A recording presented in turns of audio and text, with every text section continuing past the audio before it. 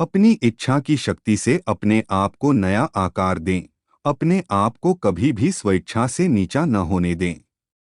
इच्छा ही आत्मा की एकमात्र मित्र है और इच्छा ही आत्मा की एकमात्र शत्रु है।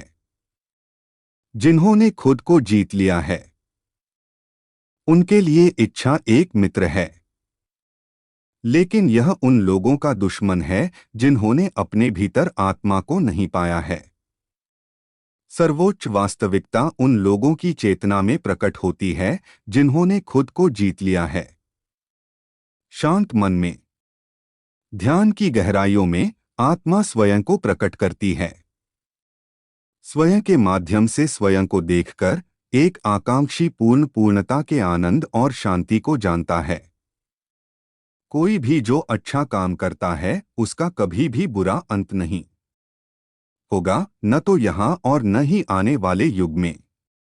गंभीर तपस्या और ज्ञान मार्ग से ध्यान श्रेष्ठ है।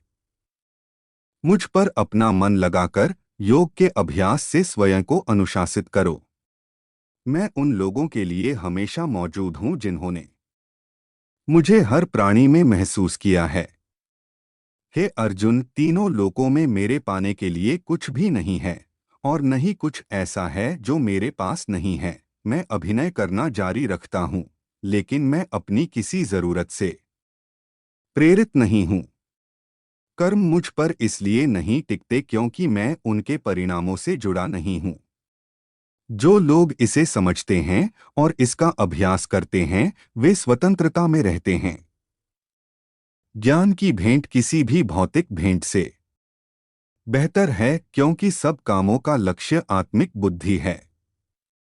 मेरी कृपा से कोई सभी कर्तव्यों का निर्वाह करते हुए भी बस मेरी शरण में आकर अनंत अविनाशी निवास को प्राप्त करता है। मैं धरती की मधुर सुगंध हूँ, मैं अग्नि की ऊष्मा हूँ, मैं ही सभी जीवित प्राणियों का जीवन भी और मैं ही सन्यासियों का आत्मसंयम हूँ। क्रोध से भ्रम पैदा होता है, भ्रम से बुद्धि व्यग्र होती है, जब बुद्धि व्यग्र होती है तब तर्क नष्ट हो जाता है। जब तर्क नष्ट होता है तब व्यक्ति का पतन हो जाता है। मन की गतिविधियों, होश, श्वास और भावनाओं के माध्यम से भगवान की शक्ति सदा तुम्हारे साथ है और लगातार तुम्हें बस एक साधन की तरह प्रयोग करके सभी कार्य कर रही है। उससे मत डरो जो वास्तविक नहीं है, ना कभी था ना कभी होगा। जो वास्तविक है वो हमेशा था और उसे कभी नष्ट नहीं किया जा सकता। जीवन में हजारों लड़ाइयां जीतने से बेहतर स्वयं पर विजय प्राप्त करना है। यदि स्वयं पर विजय प्राप्त कर लिया तो फिर जीत हमेशा तुम्हारी होगी। इसे तुमसे कोई नहीं छीन सकता।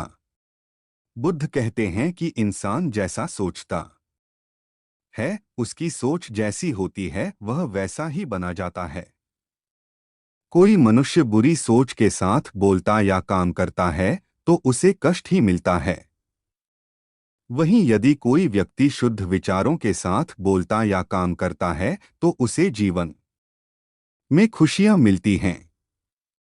भविष्य के बारे में सपने देखकर अभी से मत उलझो। भूतकाल के समय को याद करके पछताने से अच्छा है अपने वर्तमान में खुश रहो। खुश रहने का सबसे अच्छा तरीका यही है। जिस तरह से एक जलता हुआ दिया हजारों लोगों को रोशनी देता है, ठीक वैसे ही खुशियां बांटने से आपस में प्यार बढ़ता है। खुशियां बांटने से हमेशा बढ़ती हैं, कभी कम नहीं होती हैं। बुद्ध के अनुसार जंगली जानवर की अपेक्षा कपटी और दुष्ट मित्र से डरना चाहिए। जंगली जानवर आपके शरीर को नुकसान पहुंचा सकता है, लेकिन बुरा मित्र आपकी बुद्धि को नुकसान पहुंचाता है।